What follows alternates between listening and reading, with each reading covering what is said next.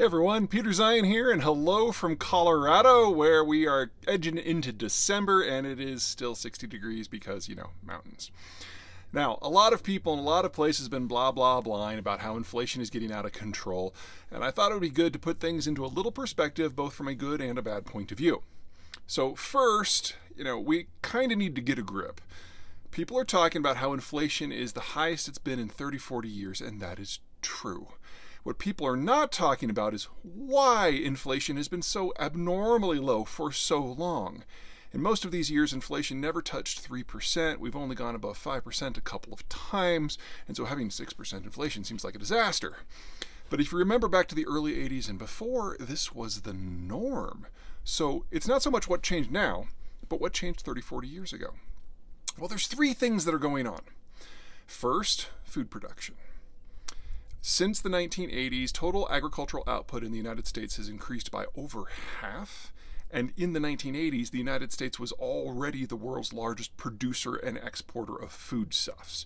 So what for most countries is the single most important aspect of inflation, food prices, has never really been an issue here. Second, the Shale Revolution. Starting in 2004, we applied a new series of technologies to energy production, and now the United States has the lowest energy prices in the world, not just in absolute terms, but per unit of economic output. That's all because of technological advances and production that is local, kind of like with food production. So the second biggest aspect of inflation that has caused problems for countries since the dawn of time is also not a major concern here. So what's the third one? Well, in a word, globalization. In two words, globalization and China. The global order did a lot of things, but in making the world's oceans safe for everyone, it allowed any economic player to interface with any raw materials in any end market, and the Chinese could do so at scale. So they had a demographic moment, they had a financial system that encouraged overproduction, they had global and regional and national economies of scale, and they had access to every consumer market in the world, most notably the biggest one in the United States. That meant that the cost of manufactured goods steadily went down for 40 years.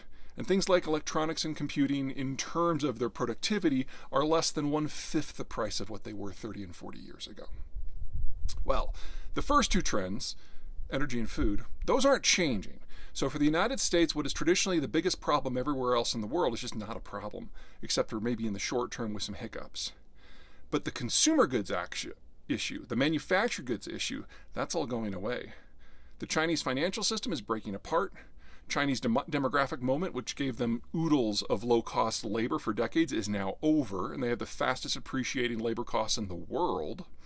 And the Americans are backing away from globalization, meaning that the Chinese have to take care of their own material inputs, their own energy inputs, and find their own markets, and there just isn't that possibility anywhere in the world at the scale that they need, which means that global supply chains for every manufactured product needs to change. Now, here in the United States, we can already produce all of these products at a lower price point. Our labor is more productive, our food and energy inputs are lower. Transport to end consumers is negligible. But you have to build the industrial plant first, and you don't do that in a year, which means that the biggest disinflationary aspect of the global system that we have seen for the last 30 years, the reason why inflation has been so low for so long, the participation of China, is coming to an end. And the adjustment to our new normal will take a few years, and we'll see inflation as we build out that plant and as every supply chain that we've become dependent upon requires complete rethreading. That is the future of inflation, and that is the story for the next 5 years. Want to hear more? We're going into this and all kinds of other inflationary aspects that will remake the American economy and the global system for the next several years. Part 3, The Face of Inflation, our third seminar on the economics of deglobalization, is December 1. Sign up now. See you soon.